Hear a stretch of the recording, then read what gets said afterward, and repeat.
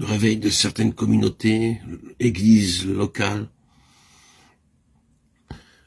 peuvent paraître une visitation d'en haut, et cependant être une occasion de chute pour beaucoup d'âmes sincères, qui se laissent ébranler, déséquilibrer par des puissances mauvaises, qu'elles ne peuvent pas différencier, celles provenant de la puissance divine.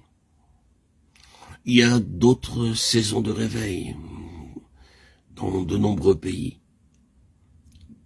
qui voient se reproduire de nombreux faits. Des chrétiens sincères sont pris au piège des contrefaçons diaboliques de l'action divine. Leur sincérité, leur droiture ne peuvent les garder devant ces faux miracles, ces apparitions. Et si leurs yeux ne s'ouvrent pas, s'ils ne reviennent pas à la sobriété, à la modération, s'ils ne se dégagent pas des pièges du diable, où l'ennemi les a pris pour qu'ils fassent sa volonté. 2 Timothée 2, 26.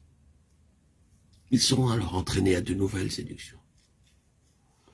Il faut que les enfants de Dieu sachent qu'être sincères dans ses motifs et fidèles dans la lumière, de la lumière reçue, n'est pas une sauvegarde contre la séduction et les ruses du diable.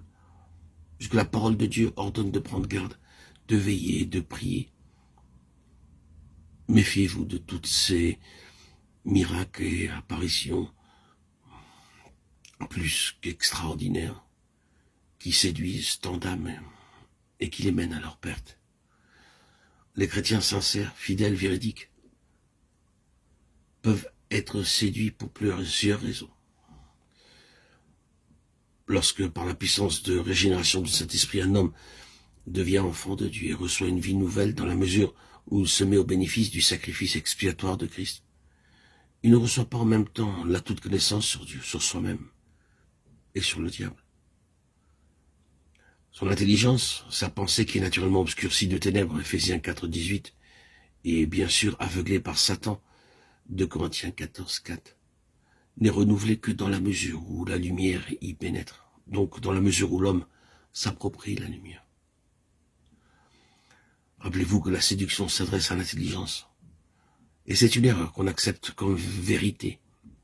La séduction se greffe aussi sur l'ignorance. Ce n'est pas affaire de moralité, c'est pourquoi le chrétien sincère et fidèle, dans la mesure de connaissance qu'il sait assimiler, est toujours accessible à la séduction, dans le domaine de ce qu'il ignore.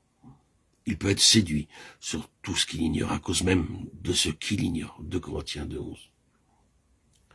La pensée que Dieu garde de la séduction, le chrétien sincère et fidèle est en soi une séduction, parce qu'elle empêche l'homme d'être sur ses gardes, et ne tient pas compte des conditions à remplir pour que Dieu puisse garder et agir. Christ n'aurait pas averti ses disciples en leur disant « Prenez garde que personne ne vous séduise » s'il n'y a pas eu danger de séduction. Et si Dieu s'était chargé de garder les siens, qu'ils fussent ou non sur leur garde, qu'ils connussent ou non le danger. Savoir que la séduction est possible garde l'intelligence ouverte à la lumière de la vérité. Et ceci est essentiel pour que Dieu puisse exercer sa protection en faveur des siens. Au contraire, une intelligence fermée favorise l'action de Satan, qui profite alors de la première occasion pour entraîner aux séductions de l'erreur.